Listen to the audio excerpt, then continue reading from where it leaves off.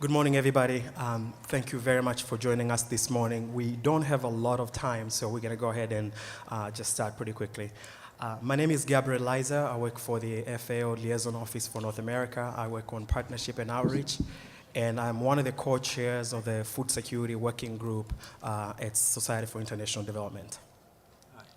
Hi, I'm Jeff Gray. I work for Global Communities as their Senior Technical Specialist, and I am joining Gabe as co-chair for the Food Security and Agriculture Work Group for the Society for International Development. Really quickly, the Society for International Development has 22 different working groups covering regional topics as well as sectorial topics.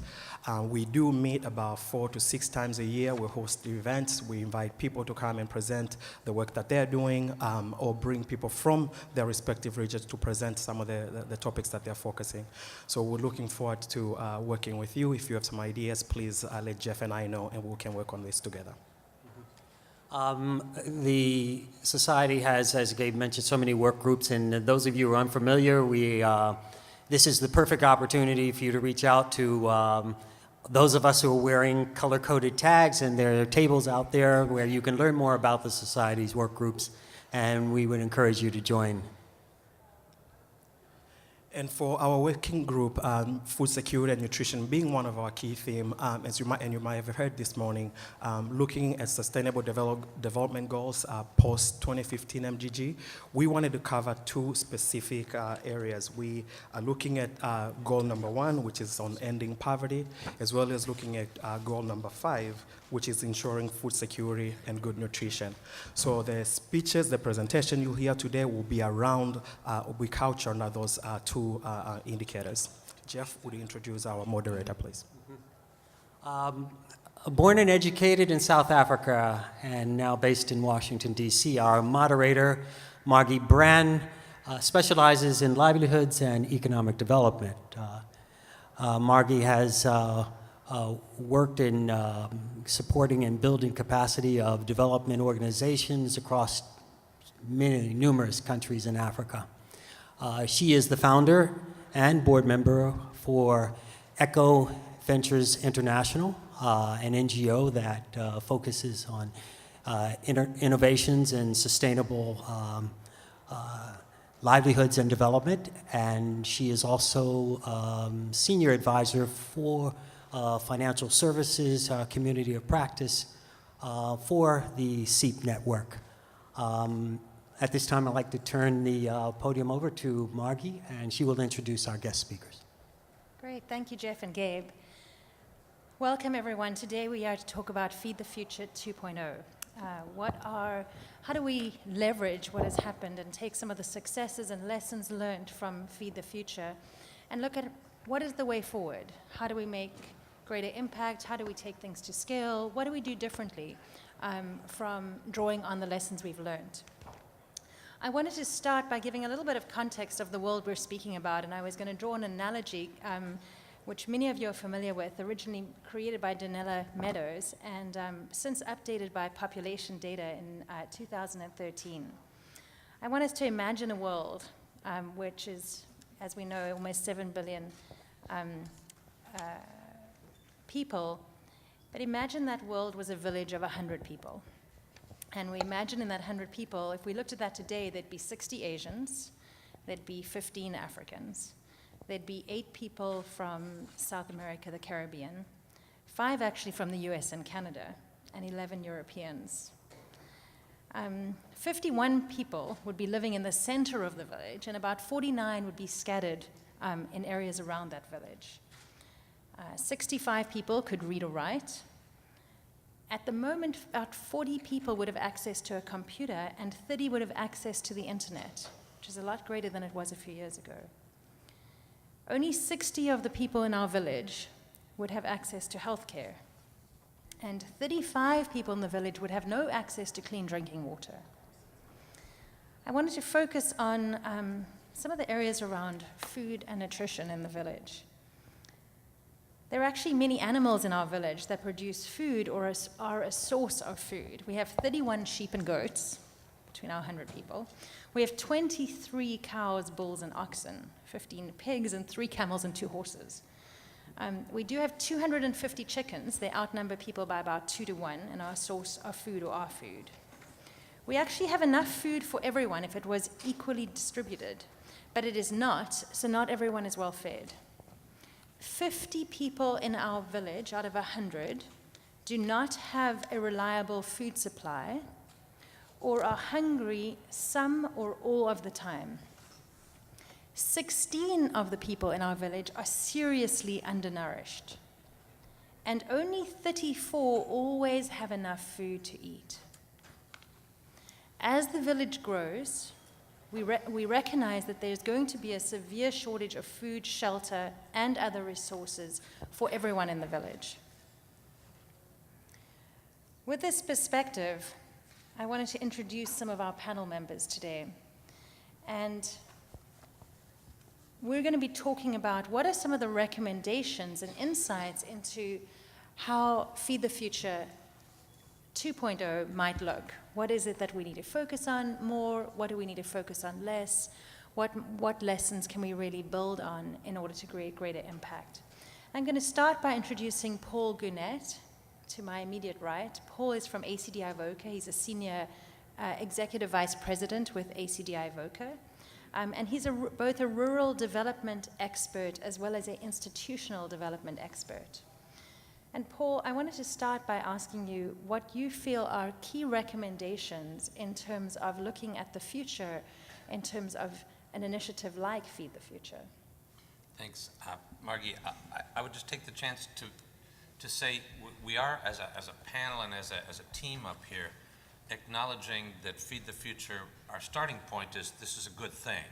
There's a lot of initiative, a lot of positive around it. So we're trying to frame our discussion today about 2.0, how could it be better? My first response, high level, is the reach could be better. We have 19 priority countries. I'm thinking in a 2.0 idea or vision, what about that next tier of 19 more countries that need it? The Burkina Fasos of the world that have a Feed the Future need but don't have a Feed the Future program. I'm sure it's not simply a matter of funding, but I believe that it is largely a matter of funding.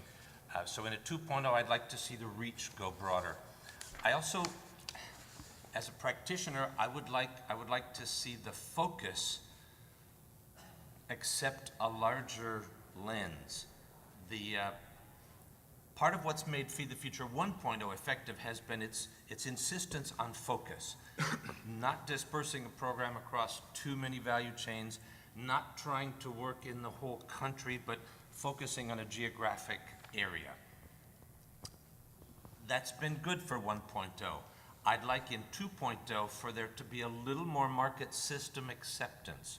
I'd like for there to be tolerated a government policy integrated element so that as we're trying to help reach the poorest of the poor and agriculture and connect them to markets, I'd like it to be an acceptable piece of the program to engage that processing, millers, private sector, the capital investment that's happening in the country in a robust way, in a valid, legitimate, it's part of the program way. So I'd like the focus to have some tolerance for fuzzy edges. Thank you, Paul. And anything to do with legislation? Is there sort of a policy or enabling environment angle? Working with the government would be part of it. The comment that Raj Shah made this morning is critical. I think we have to institutionalize Feed the Future. For there to be a 2.0 going forward, it can't be simply a presidential initiative. We've got to put it into legislature, or it might go away. And even with a change in administration, we could very seriously lose the momentum that we have. But that said, 1.0 achieved what I think is one of the great breakthroughs of the last 20 years in our business. It attempted to break the nutrition health silo and the ag economic growth silo and merge them. And we're going to talk a little bit about that today. The only comment I would leave you with is that at the time that we busted those silos in Feed the Future, I don't think that the world appreciated how difficult and challenging the task would be. We have organizations and experts dedicated to one or the other silos. institutions, companies dedicated to one of the silos. Reporting terms, management officers in USAID dedicated to one or the other silo. So I think that the challenge of merging them, everybody has accepted as a good idea, and we're still learning how to do it better. Great. Paul Guenette, thank you. To expand a little bit on the nutrition piece that you've introduced, I want to introduce Tom Schaetzel from the Manoff Group. Tom is a senior advisor on nutrition and agriculture, and the Manoff Group specializes in communication in development, especially around nutrition, focusing on behavior-oriented programming. And Tom, I'm wondering if you can expand a little bit on recommendations for a Feed the Future 2.0, specifically from a nutritional perspective. Yeah, I would like to. I'd like to pick up on this idea about merging nutrition and the agriculture world. Feed the Future did a brave thing, because in fact that this has been a problem not just here, but I'm familiar with a USAID policy document from 1982 that talked about the difficulties of trying to move across and bring these two together. And one of the reasons that it's hard is because there's a trade-off. If you're going to maximize income and production, you're not necessarily going to maximize nutrition.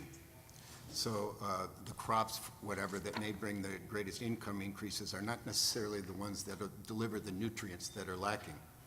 So the tension there in that trade-off sometimes means you have to back off on the ag side and promote on the nutrition side.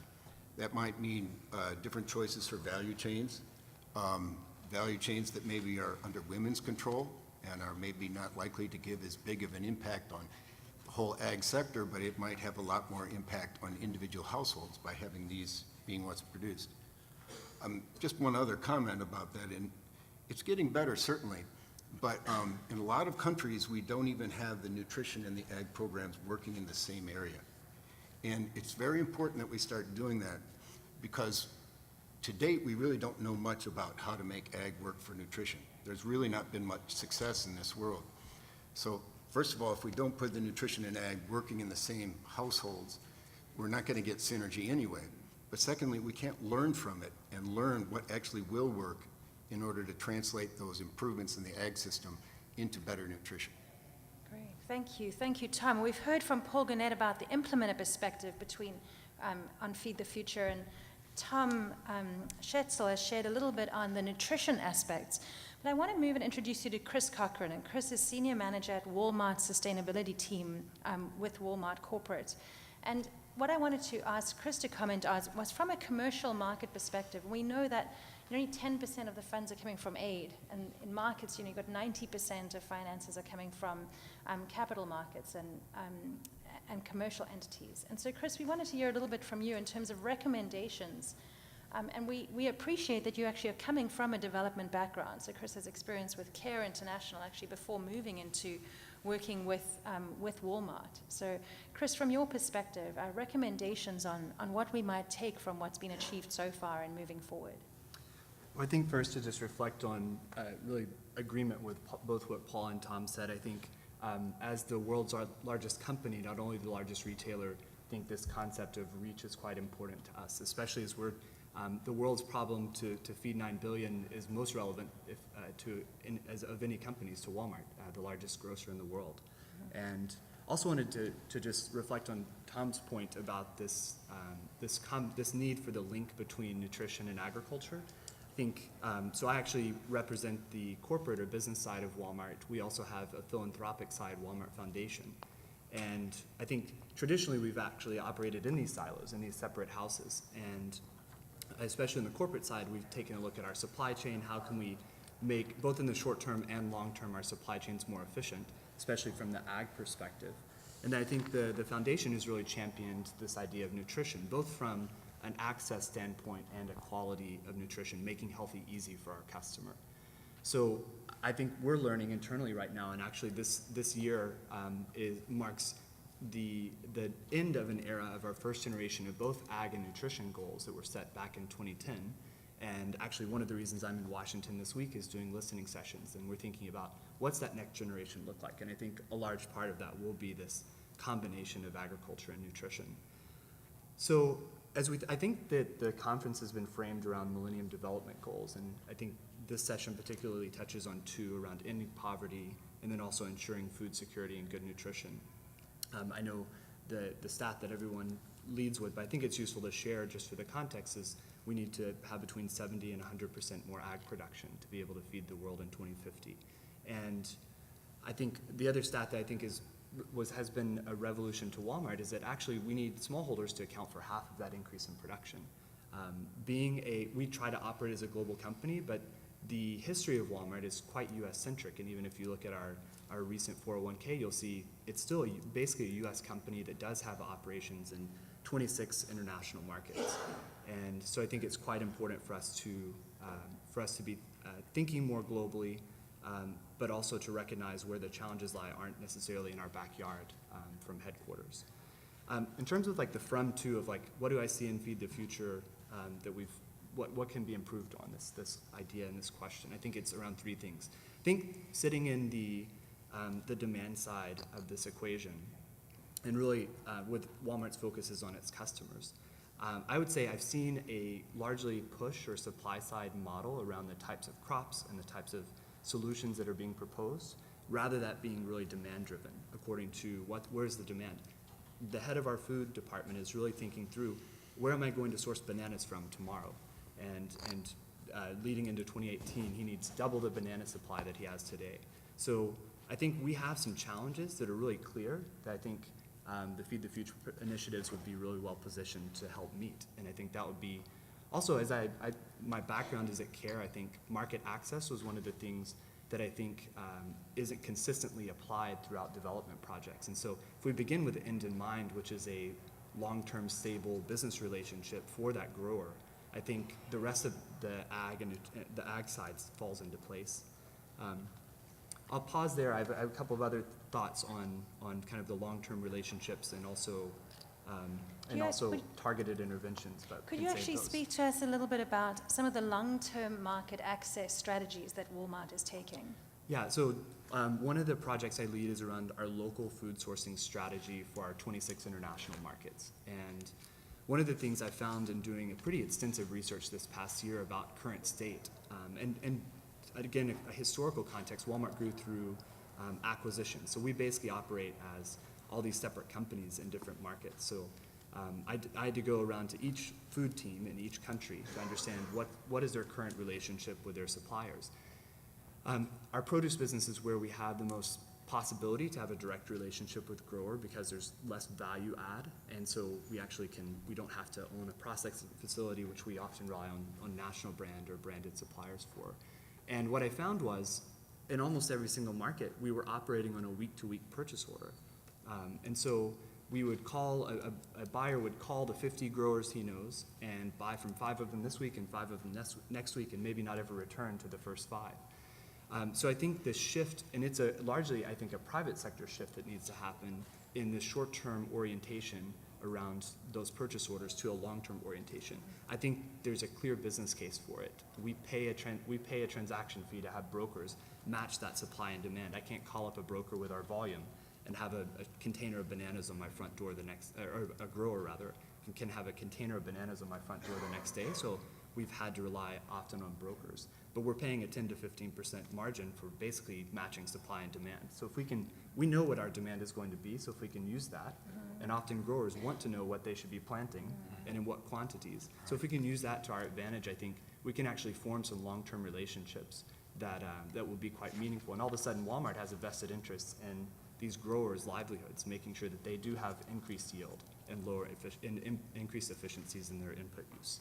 Great. Chris Cochran, thank you very much for giving us that perspective from the commercial entity side and a large player, as you say, in the demand side from Walmart. So I'm going to open to the audience briefly for some thoughts in terms of recommendations that you think haven't been covered here, and then we're going to carry on and speak a little bit more to the panel. So we've heard a little bit from Paul Guenette, who spoke to us about reach and looking at, are there more countries that could be included, spoke about focus. Are there other areas that we could include beyond some of the sectors we've been focusing on and sort of have a more holistic approach, and also some of the issues around legislation. We've heard from Tom Schaetzel a little bit about nutrition and connecting nutrition more closely with ag in different ways. And Chris Cochran has shared with us a little bit from the being more demand-driven and also some of the longer-term market access perspectives. So I'm just going to ask you, just raise your hand and someone will come to you with a microphone. Very quick thoughts from the audience on things that haven't been mentioned here that you think are critical in terms of looking at Feed the Future 2.0. I'm just going to ask you to say your name and your affiliation. Hey, just pull it out straight.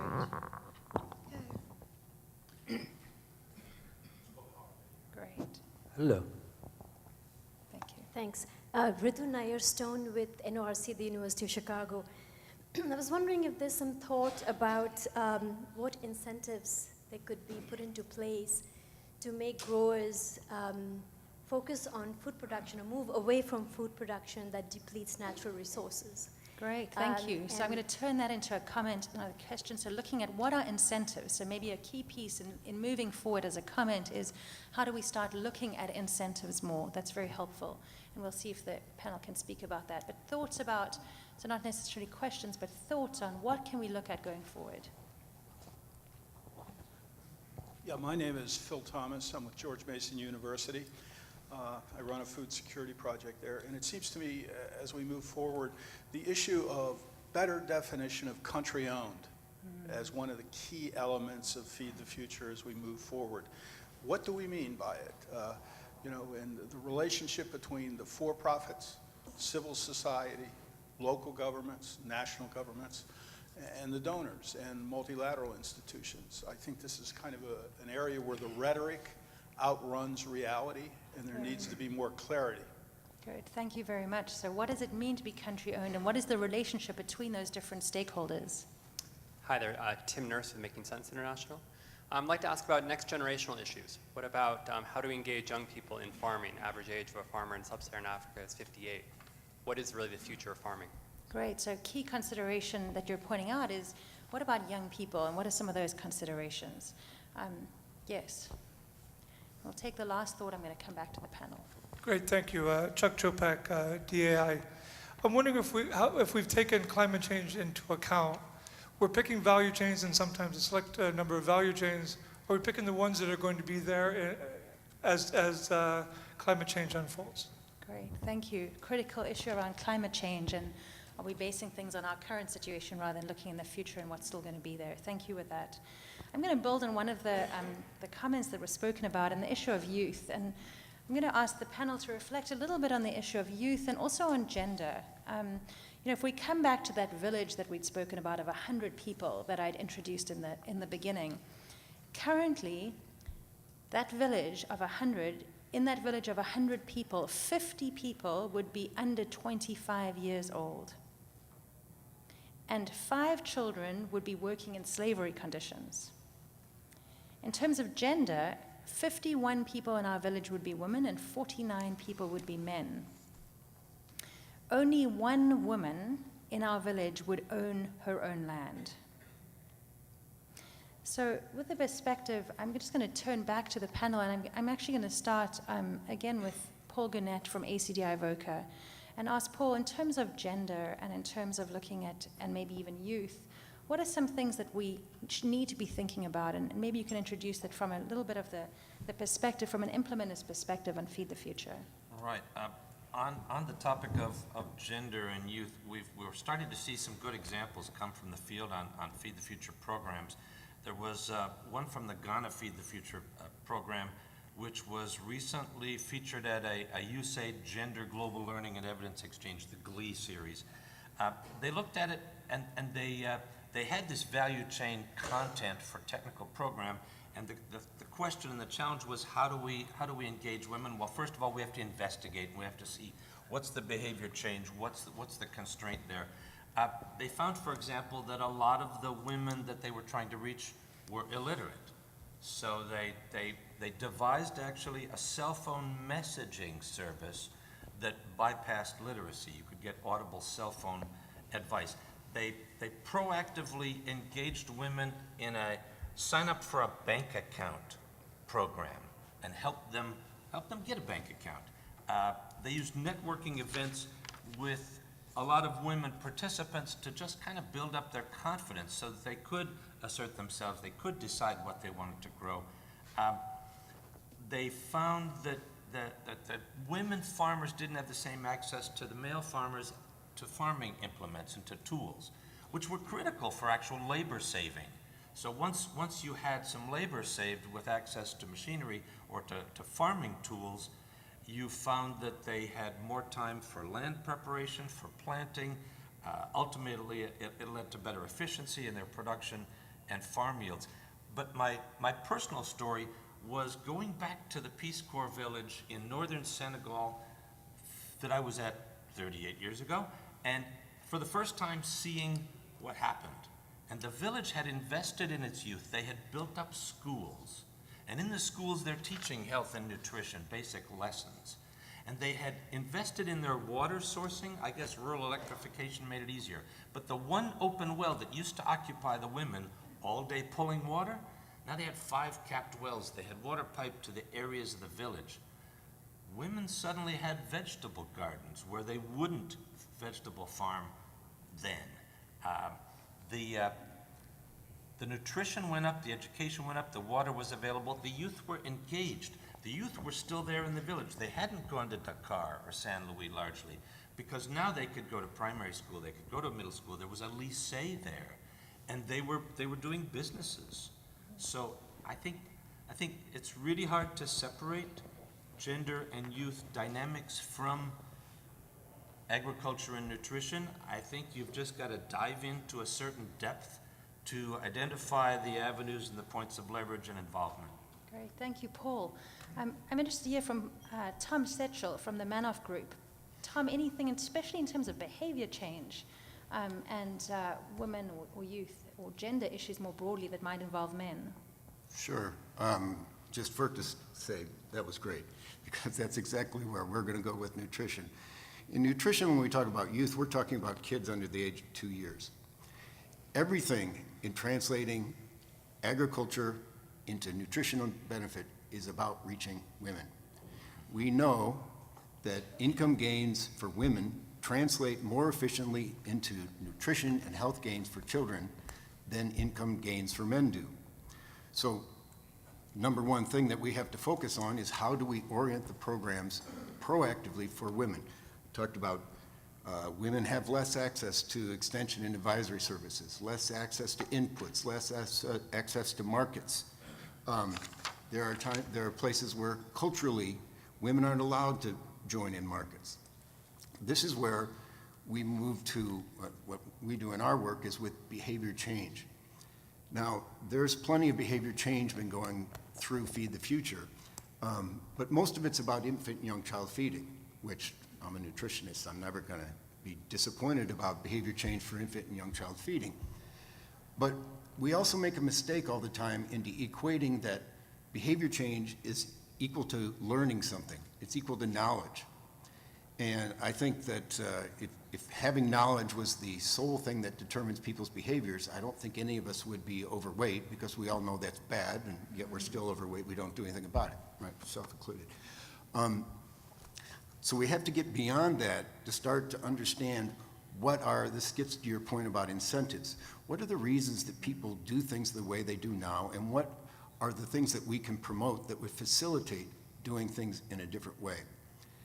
And in this area, we like to talk about social and behavior change, because a lot of the things that are keeping women from being able to participate in the same way as men, these are social issues. And if we really expect to see some sort of an improvement in nutrition through agricultural activities, we have to be willing to think about, are there some social changes that we need to promote in order to give women more access and to get women more income and more control over their income. Thank you, Tom. We're interested, Chris Cochran from Walmart. Is this something that Walmart looks at? Are there lessons to be learned? Are you thinking about gender? Are you thinking about youth? Yeah, so I think you've seen Walmart evolve. I think first in sustainability. This is about 10 years ago, our CEO for the first time stood up and said, we need to not only care about meeting the needs of today, but meeting the needs of tomorrow and making commitments around sustainability. In 2011, you actually saw Walmart say, we need to make sure that we are empowering women around the world, both in our own company, but also in our supply chain and more broadly. So there's a team, a sister team to my sustainability team that works just on that. And I think one of the lessons learned that we've had is that those initiatives, again, breaking down these silos, it's important for it to be a lens to existing initiatives and not to be a completely separate reinvention of the wheel.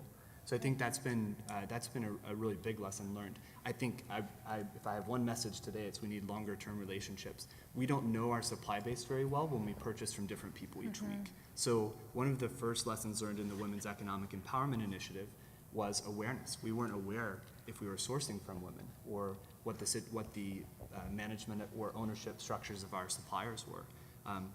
Never is that more true in ag. And so I think gender plays a huge role. Also from a Walmart perspective, as we're customer centric, the majority of our 240 million customers every week are women. So we have, I think, every stakeholder group that we touch, women are a really important stakeholder for us. So I think in our own company, I've seen even in the time I've been there, a change. I see more executives who are women. We are ahead of the S&P 500 on that. I see more women on our board. But I also see that influencing our supply chain. So the Walmart Foundation, our philanthropic arm, has also funded many, and this has been actually really relevant to this point about Feed the Future. Our primary engagement so far has been through our foundation. It's really been through ag training projects and partnering with organizations like USAID and global communities and ACDI VOCA on different projects around the world. I think with a gender lens. So I know Rwanda is one example where we have a project that incorporates both the gender lens of training women, but also the ag training as well as the nutrition training coupled, which I think that's a new project for us, and I think really gets to both Paul and Tom's point. Good. Thank you, Chris, and thank you for bringing us back to your messaging about the need for this long-term relationship within sort of supply chains and how that is relevant even when looking at this issue of gender issues and youth issues. I want to open to the audience again for some ideas around reaching and thinking about vulnerable groups, women, gender-related issues. Youth are some of those. There might be other types of vulnerabilities. But what is it when we're looking forward at Feed the Future 2.0? What are some of the things we might want to be thinking about, we might want to focus on more? It might be related again to gender, might be related to youth, and might be other types of vulnerable communities or populations we're thinking about. Any quick thoughts on things we have not addressed up here as the panel? Just raise your hands. Thank you. Once again, just say your name and your affiliation before you speak. Thank you. Joseph Coten from the Microcredit Summit campaign. I think my comment would be to identify who those vulnerable people are, not assume that we know who they are, but developing tools and using tools that already exist that can actually identify them. Great, thank you. The need for tools to identify and understand vulnerable populations more. Hi, Ravi Nayak, Agility International Development Services. We did touched on briefly about technology, labor-saving technologies. Excuse me. If we could talk about that a little bit more, that'd be great, to understand what are good technologies that are both gender neutral and work both for men and women while improving planting. I think you talked about it a little bit in the Walmart Foundation about improving yields, and that's one of the ways to do it. Great, so thinking a little bit more about technologies and what are the types of technologies that are most suited to different environments. Hi, Rick O'Sullivan, Change Management Solutions and co-chair of the Civil Society Work Group. Gives you a hint where I'm going. When you talk about vulnerable populations, looking at more generally the social safety net and the way in which it can interfere with commercial progress. For example, in Uganda, there's a project right now that's trying to help farmers to plant the right crops because they're planting the wrong crops, and we're going to educate them to plant the correct ones. In fact, the reason this is going on is because cash crops are done in the middle of the field so that no one really knows how affluent your farm is. A lot of the land is being used by other plants around corn and what have you, whose primary requirement is tall, because a successful person now has to take care of his entire family. Frankly, what this community needs was not an agricultural association, but a community association to reset the, or to shift the social safety net and allow farmers to do what they would do all by themselves without having to be told by an association. And I'm an association guy. And you touched on it when you said about structural shifts, structural issues beyond agriculture. So when you talk about feed the future, how far out do you go before you've gone too far? Mm-hmm. Great, thank you. Good food for thought there. Hi, Lawrence Valdez-Vega. I'll keep it very short. It seems to me another issue we should talk about is land rights issues. Great. Issues around land rights. Let's do the last one, yeah? My name is Jeannette Callegil from United for the Love of Children, dealing with people with disabilities in Africa and also in the US. Talking about vulnerable groups, we tend to exclude people with disabilities, aging population. So how can we make also technology work for them? So that's what I wanted to address. Great, thank you. Bringing us back to other vulnerable groups and how to integrate those more holistically into some of the initiatives and strategies. Thank you for that. I wanted to link back to some of the comments that were made and one of the initial comments around what is country ownership and looking at interaction between different stakeholders. And I wanted to reach out to the panel to talk a little bit about public-private partnerships. And what are some of the things that we might want to look at? What are some of the things that need to be in place in order to have effective public-private partnerships to address some of the initiatives and strategies in moving forward with a Feed the Future 2.0? Paul Guenette from ACDI VOCA. You've mentioned, Margie, the 90%, 10% ratio of private capital, both domestic and foreign direct investment versus development assistance. That's the big dynamic today that I think is hitting Feed the Future. It's hitting development assistance. It's a reversal of a ratio from history's time, perhaps 20 years ago. What it means is, and you say this onto it, is that the development assistance has to be different now than it was then. It's got to look for those partnerships. It's got to look to leverage. Raj Shah in his comments this morning said our development programs have to try and tip the scales a little bit toward the development objectives of equity, toward food security, that the private sector alone and capital investment alone might not do. So our job in the development industry is really to kind of nudge and direct toward our objectives and our indicators. I think that some of the lessons learned in the early stages of that movement include asking private capital to do what it does and not ask it to do what it doesn't do. I mean, it sounds obvious and it's a simplification, obviously, but if you look at the society of private investment and you segment it, you identify that there are some outfits that are primarily buyers. They're sourcing product. So you don't ask them to do anything other than source product well. And you try and align the development program that says, you know what? We've got a development program, Feed the Future, that can organize rural producers who could produce the appropriate variety at the appropriate time. Wouldn't you like to participate in that? Well, that's an obvious okay.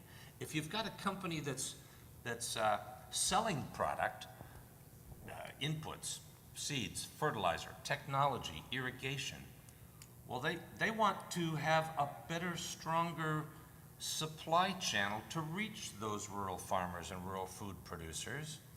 They want and are willing to invest in making that strengthen, and they also are willing to invest in educating their consumer so that those rural farmers can make an informed decision about what technology, what makes sense, what should I invest in, what are my financial or my business options.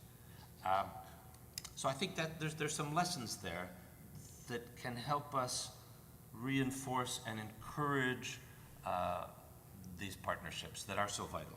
Great, thank you. And thank you for bringing us back to the focus on leveraging the development objectives of equity that you put so well. Thank you. Tom Schaetzel from the Manoff Group, thoughts about public-private partnerships and various stakeholders? Well, in the nutrition world, when we think of public-private partnerships, we think about what sort of foods can get out there to kids, improving what sort of diets are available. In a lot of countries, we do research in a lot of countries, and what we're coming up with is that almost everywhere you go, moms are buying junk food. They're buying crisps, biscuits, fizzy drinks. The retailers have got them, so they buy them. And so the private industry has been very successful at moving products out there in a way that are in small packages that poor families are prepared to purchase. But we're not getting the sort of things that actually might be a good thing for the mother to buy. And in fact, people with little money are wasting their money on these things that are actually not good for their children. So then the question is, how do we get the food industry and the retailers to help us out on this one? And I think that it might be an opportunity for us, and of course it's fraught with danger, but maybe since you mentioned about organizing people for production, we can actually also use projects to suggest, there are healthy products at your local little tea stall or whatever. This and that would be good for your child. We tell moms, kids of the ages 12 to 18, 24 months, you should give 2 snacks a day. Well, maybe if there's healthy snacks there, maybe we could suggest to moms, well, if you're going to be buying snacks, don't buy those crisps, go buy X. The way that I think that might give us an opportunity is that if, the reason that I figure private industry isn't doing this is because there's no market there. And we can sort of help to organize that market and sort of direct people towards more healthy things to purchase. Some important ones to consider would be multiple micronutrient powders, which moms, they come in a little sachet, like a Nescafe pouch, like this. You can add that to the child's porridge that they're taking, and suddenly you've got all their micronutrients. There might be low-cost, fortified, complementary foods for kids. Moms like the convenience of being able to have something that's ready-made and quick, and it frees up mom's time, but they generally are too expensive. A lot of it just because of the packaging. So low-cost options for poor families to give more nutritious foods. And then even some other sort of commodities. One thing that we're promoting is a small bowl that has gradations on it that show the amount of food to feed to a child at 6 to 8 months, 9 to 11 months, 12 to 18, like this. Just make that available in the local shop and tell moms, well, if you're having trouble with this particular feeding issue, why don't you go pick up one of those low-cost feeding bowls, and then that'll actually give you an aid to help you feed your child better. So I think these are opportunities that we might link up with private industry to try to get some products that are better for kids out there in these areas. Great, Tom, thank you, and I think that's really helpful perspective. I'm interested in what Chris Cochran, from the perspective of Walmart and from a large player in an international supply chain, large buyer perspective, private-public partnerships. Any recommendations? Yeah, so I think the exciting news is that I think Feed the Future hasn't yet leveraged Walmart's strength, which is its purchase order. And I think we have been involved through Foundation, which I think has been a great entry path. But I think if you think about Walmart Foundation in relationship to kind of the global aid or philanthropic funding, that's not your funding source, right? But I think we have the opportunity now to really leverage the purchase order, which I think is really exciting. On the ag side, I do think starting with a challenge in mind that you want to accomplish would be really helpful. And for us, our suggestion would, from our perspective, would be let's meet tomorrow's demand. I also think once you've identified which crops or products you're focusing on, I think actually being really focused on the challenges that the growers face. So as we've shifted, so I mentioned this need to shift from short-term to long-term orientation. We're doing that right now in Mexico as a pilot and shifting to seasonal purchasing rather than weekly purchasing. We now have a vested interest in understanding our growers' costs and where they match up or don't match up to best-in-class costs. So we can identify that overuse of fertilizer for their yield might be exactly the problem that they, the exact lever they need to pull to really release productivity or really make their costs more efficient. So I think starting with that challenge in mind would be my biggest recommendation. Great, thank you very much. I wanted to open to the audience quickly on thoughts on public-private partnerships and working with different stakeholders. We've heard from Paul Guenette from ACDI VOCA. He gave us the challenge to leverage the development objectives of equity more. Tom Schaetzel from the Manoff group spoke to us a little bit about reminding us that we can support demand for better products that can be purchased by people that can improve health, especially for children and others in the households. And Chris Cochran from Walmart has spoken about leveraging the purchase orders from large organizations in the supply chain. Any other thoughts about areas that we need to focus on in Feed the Future 2.0 going forward in areas working with various stakeholders or particularly around public-private partnerships? Thanks, Margie. David Fisher from Chemonics. The one area where I think that Feed the Future could be enhanced in working with other partners is between the development community and the host country public sector. One area that I've seen still has a huge implementation gap, and also people just aren't even on the same page, maybe between the government and USAID or the donors, and maybe even within USAID and maybe within this group right here, is the area of regional agricultural trade and how that can support or hinder food security, especially in Africa. Good. Thank you. Thank you, David. Hi, Susan Ray Ross from SR International. I think one of the things that's really exciting is that I'm starting to see companies actually think about nonprofits as being suppliers rather than being grantees.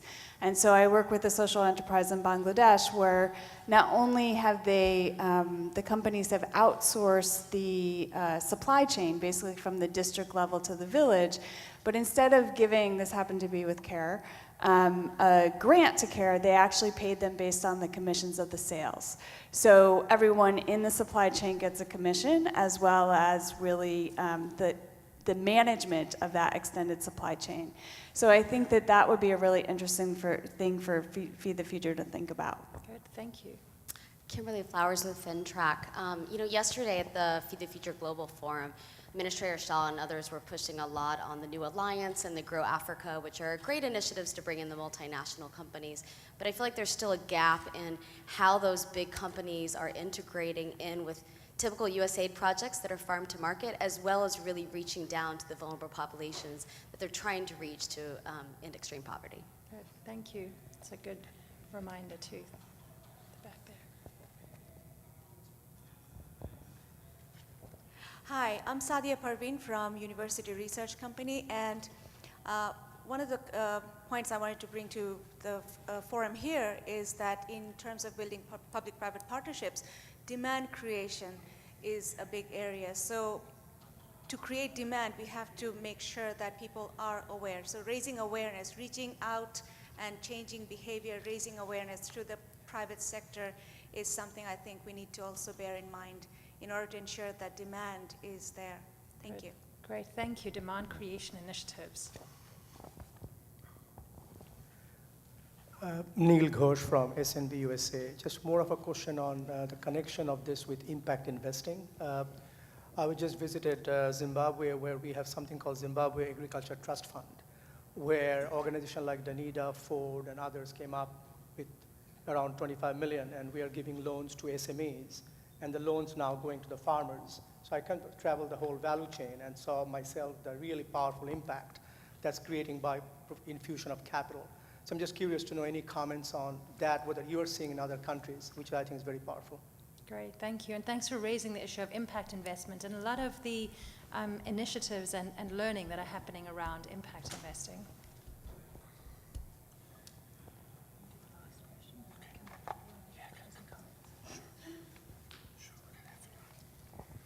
Hi, good morning. My name's Russ Webster. As most of us know, Feed the Future is a cross-agency, a cross-department effort, and U.S. Treasury has a role through the Global Agricultural and Food Security Program that it manages, and it basically promotes financing, leverages financing for local producers and small businesses that are in the food sector area. It would seem to me that, and also MCC is involved as well. So MCC, Treasury, USAID, USAID's the coordinator, but has a key role there. But it would seem to me to be a great opportunity on the public-private partnership side to sit with Treasury and talk to them and USAID about how that financing can go to leverage some other local capital perhaps, or even perhaps international investors to get the financing aspect, which is so critical for success along the entire chain, even up to a greater scale. So I think that that's an area that could be explored. Thank you. I'm going to come back to the panel, and Tom, I'm going to start with you, Tom Schaetzel from the Manoff Group. Just in terms of areas that we haven't addressed yet, or maybe addressing some of the comments or issues that were raised, if we're looking again at Feed the Future 2.0, what do we need to do to leverage where we've been, and how do we move forward? Any thought? Well, one thing that I'd like to mention, since our thing is behaviors, we need to put more effort into understanding exactly what the behaviors are within a household that will take the improvements that we see in agriculture and translate them into better nutrition. We haven't put any time there sort of as a global community, because it's very difficult and nobody really knows what these are. We know about producing more vegetables, we know about producing animal source foods and this and that, but how do we get to decisions about what you produce in the home, decisions about whether you're going to sell, whether you're going to consume what you grow. If you're going to sell, what are you going to purchase? Are you going to sort of have a nutritional loss by selling something nutritious and buying something non-nutritious? We need to get sort of into that world and to understand in each context what are these motivations and what, as someone mentioned here, what can we provide as incentives to shift that into production of more nutritious foods, consumption of more nutritious foods. One thing that we have learned in this context, though, is that when husbands and wives discuss together, you get that wife involved in the decision-making, the woman involved in the decision-making, you have a much better opportunity for improving nutrition in the household. We can look back, and a very similar thing was seen in family planning. We found over the years of family planning that when husbands and wives discuss, there's a better decision made about family planning. We're seeing the same thing in agriculture. We have to use our communications activities to get husbands and wives discussing about these decisions of what to plant, whether you're going to sell or you're going to consume, what you're going to buy, because the woman's influence on that decision will shift it towards more beneficial nutritional outcomes.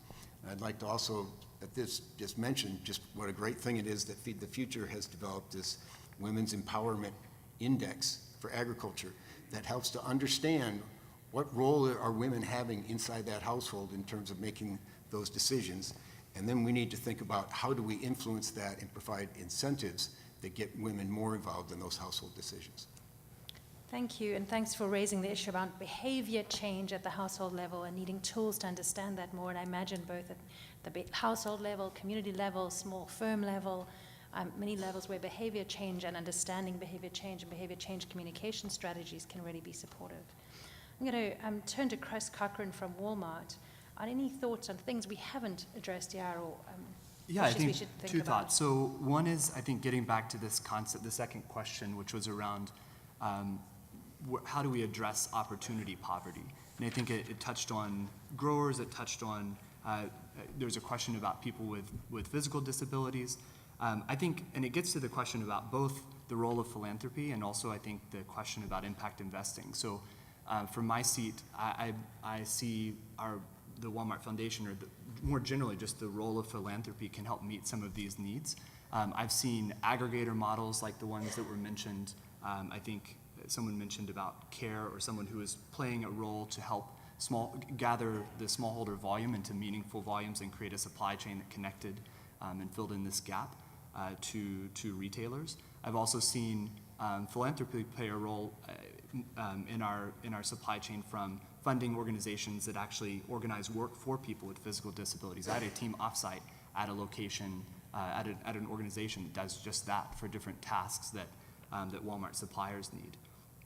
I think towards the point of impact investing and try to connect that to the concept of forming direct and long-term relationships between retailers and growers. I think there is a role for intermediaries, and as we think about how do we move outside of the world of fruits and vegetables, which don't necessarily require processing, at least in the U.S. market, then I think you have to talk about what's the role of intermediaries. But I think what I'm seeing is a transparency that's evolving. So I think increasingly these intermediaries are willing to take either fixed prices and become service providers rather than brokers that really determine the margin or the price paid to a grower. So we can still establish those relationships directly with growers, and then the intermediaries or their functions actually serve a fee for service or a fixed fee relationship where it actually is more transparent and empowering of both the grower and controlling of costs. Good, thank you. Thank you very much. And I'd like to hand over to Paul Guenette from ACDI-VOCA. I've tried to limit my final comments here to 5. There are probably 13. The impact investment point brings up a good one, and MCC and the participation of Treasury and the evolution of banking, financial, insurance sectors, that's major. You're talking about setting the economic umbrella or conditions under which everything else can be either possible or extremely difficult. I think the infrastructure improvements that the MCC has driven a lot of are key to make those conditions improved. I think the financial services are still coming along. We referred earlier to incentives. Financial institutions respond very well to incentives and very poorly to anything else. I think there's especially an opening and an opportunity in the missing middle among the large financial services and microcredit. I think that the support service sector in general, around transport, around storage, around standards, is a great opportunity for development assistance to push for inclusive market systems that reach our target audience, that promote equity. A couple of the great opportunities for new business inspiration with finance, with educated youth, are around post-harvest handling, the non-farming aspects of agriculture, storage opportunities. Nobody's mentioned the 30% losses estimated in post-harvest handling because of poor storage. There's an opportunity there. The other big theme, and that's my final, is capacity building. Strengthening institutions in the places where we work can't come afterwards. It has to come central and part of our programs, whether it's public sector, civil society institutions, or private sector institutions, or women's empowerment groups. I think that the functioning of institutions makes society work better. It lets market signals transfer. It lets incentives be easier and more transparent.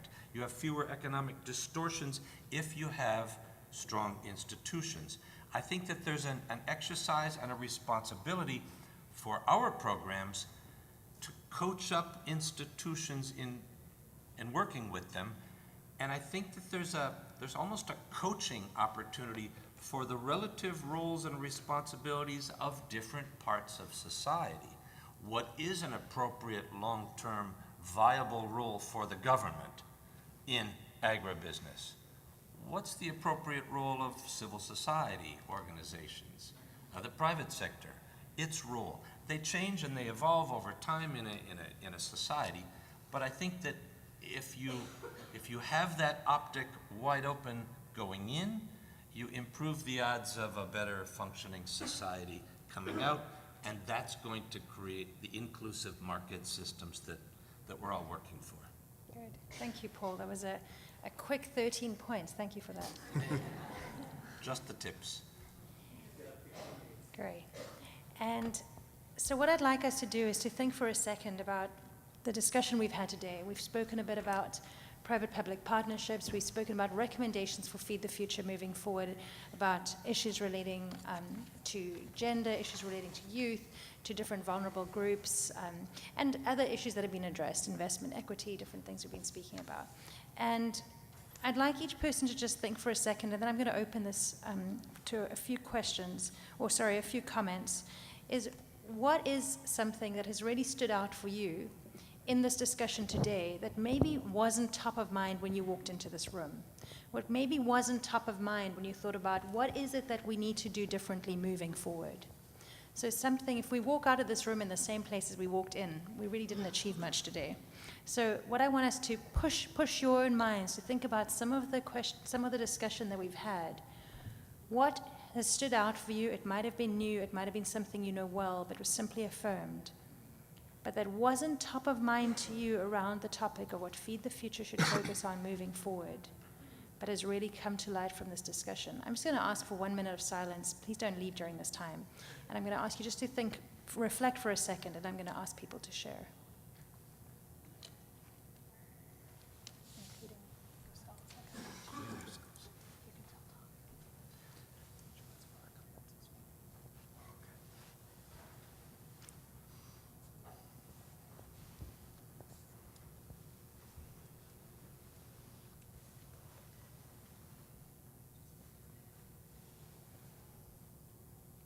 And as you're thinking in that uncomfortable space where you think, really, am I supposed to say something now?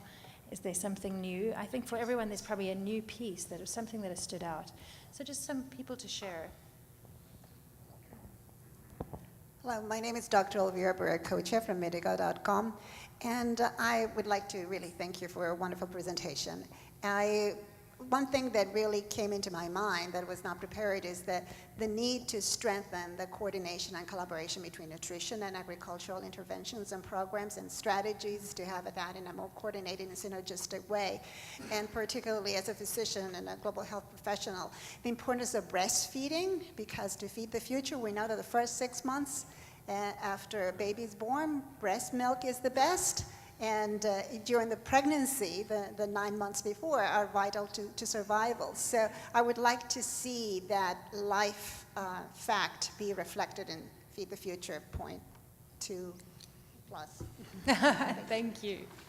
Santiago Sedaka with Cochran Corporation, and I don't mean to sound to be a downer, but I think one of the things that jumps out at me is that there's still a great deal of, or a lack of consensus regarding the theory of change behind Feed the Future program, current and in the future.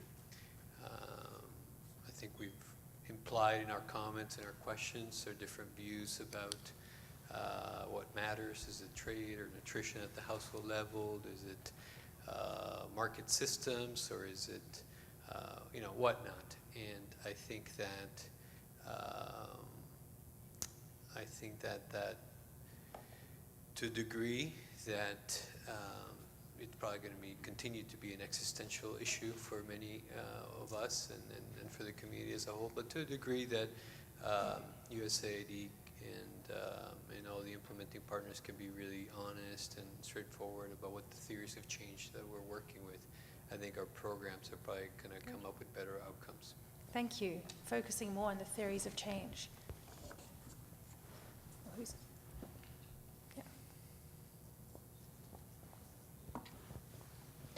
Thank you. I'd also like to appreciate the panel for a very interesting discussion. And one of the points that I heard was a comment about a number of things that we didn't know yet. So Tom, you spoke about the need for better understanding decision-making in the household. There was a comment somewhere over here about the importance of looking at changes related to climate change possibilities, which we didn't quite get to. And both of you also mentioned a number of areas that we still need to know more things. So my comment or question to all of you is, what about research, ag research? We didn't hear about the role of agricultural research in Feed the Future, and yet there is a segment of the larger initiative, the whole of government initiative, thank you, Mr. Webster, for funding agricultural research, whether through the innovation labs or other types of programs, and how can we better support that transition or scale up from research into development in Feed the Future 2.0? Thank you. Good, thank you. Thanks for highlighting some of those interesting areas and also the area around ag research. Thank you. Hi, my name is Emmanuel Tomsima with Oxfam America. So one of the things that stood out from this discussion is hearing the discussants and all other people talk more about drive for results, which is something really good. But one thing that I would that still challenges me is we don't talk much about efficiency. Like, are we not achieving? Okay, it's like how much is it costing us to achieve results, or are we throwing a lot out there to achieve this little much? And I've done some research on Feed the Future. In fact, that question still lingers in my head is, are we really solving that? And then the other thing which I think Chris from Walmart has talked about, and Paul, is the issue of sustainability. And I wanted to get a comment from Paul in your concluding remarks.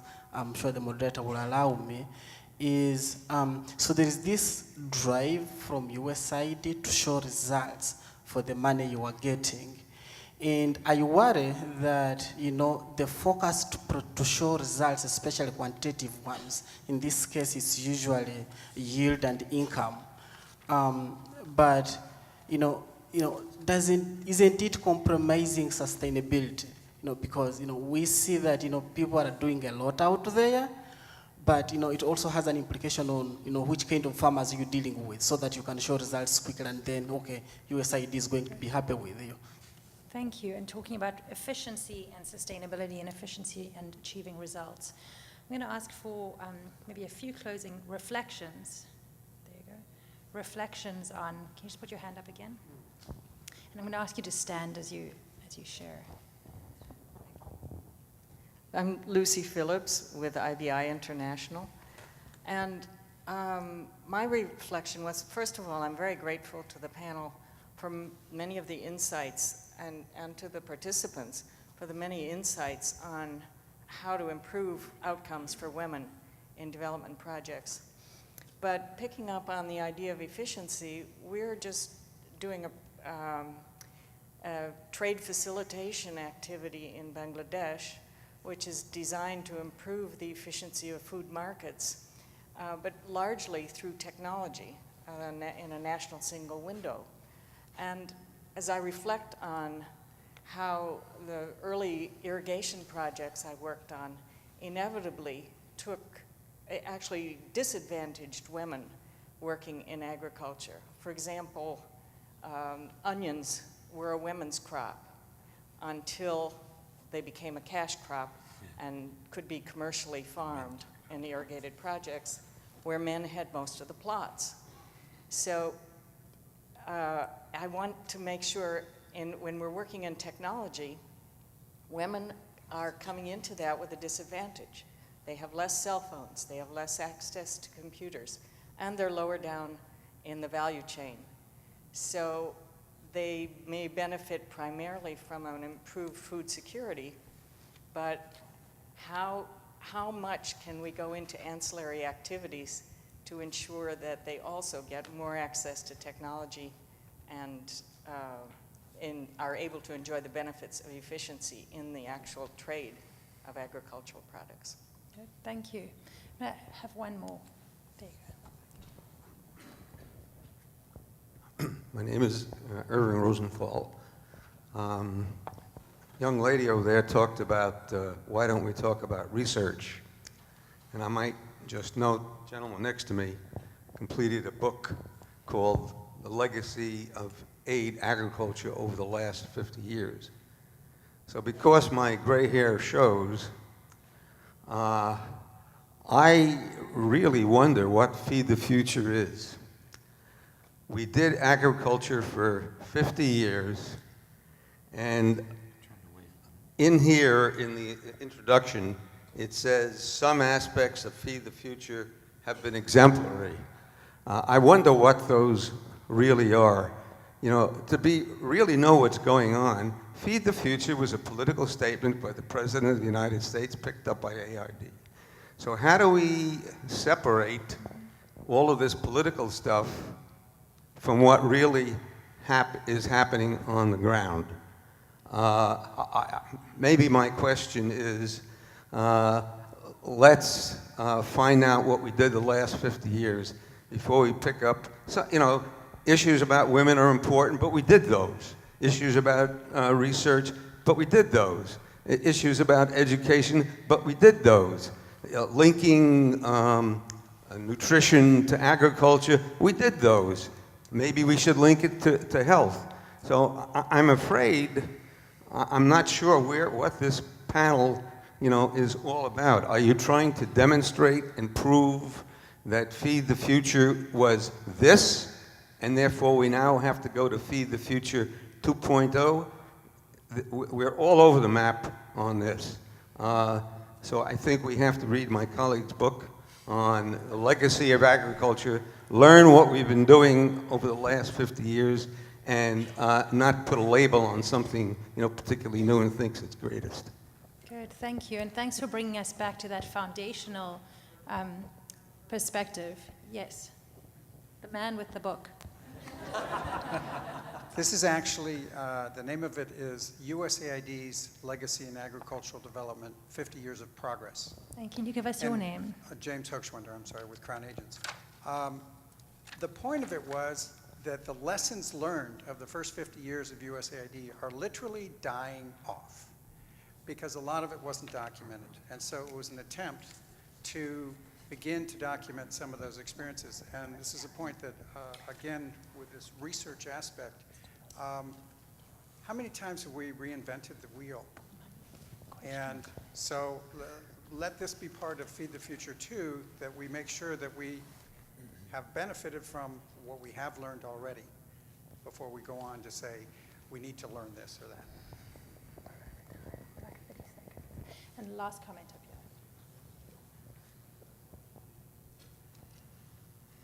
First, I'd like to thank everyone on the panel. I'm a board member for SID, the secretary, and I'm also with Chemonics International, Melissa Logan. I want to thank Margie for the excellent overview of the village. I thought that was fascinating, and I was wondering, and maybe something that we can work on this afternoon before we get to our closing summary at 5 o'clock today, is to think about the results that were just announced in yesterday's report on Feed the Future, that 7 million people have been reached and 12.5 million children are now in a better nutritional state. How does that relate to the village? How many people does that translate to in our village of 100 people? Might be something interesting for us to think about. Good, thank you, and thanks for putting that challenge to us. I know, Paul, you're itching to... 60 seconds. Great. Paul has given 60 seconds. 60 seconds. Yesterday, Feed the Future came out with their progress report 2014. Good reading. Graham Dixie and the group at the World Bank came out with their version, which is twice as thick, and the title is so long that I can't read it in my 60 seconds. Great data, though, great research. It justifies investment principles for larger scale ag investment globally. I wanted to thank the gentleman for asking about sustainability plans. Very much a work in progress. The good news is that one of the accepted indicators now is, are the institutions stronger? Great. Chris, your 60 seconds. So my closing would be very simple. I think earlier the question was asked about next generation issues. I think in the short term, we're dealing with risks and what does it mean to have a drought and in a place where supply is very concentrated. In the medium term, we're talking about efficiency. And in the long term, we're talking about assets. And I think land, the quality and quantity of soil, and then the availability of water are those long-term assets. And I think the only way we can get there is to have long-term purchasing relationships so that everyone in the value chain is invested in that long-term orientation. Thank you, Chris. Tom? Despite the questions raised about whether we've learned from the past, I just would like to emphasize in the end, from the nutrition world, what a great thing Feed the Future has been, because it changed the entire agenda.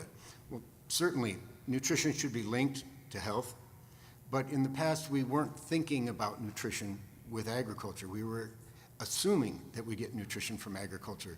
And as we had the example of the onions, it doesn't always work. And so the fact that now we're viewing agriculture and what its impact on nutrition is has been a great thing for those of us in the nutrition world, and it's been so impressive how this movement has sort of spread to so many other agencies in so many other areas that are doing development work, so that now it's pretty much universal. People are looking at agriculture and its impact on nutrition, and I think that's a great thing.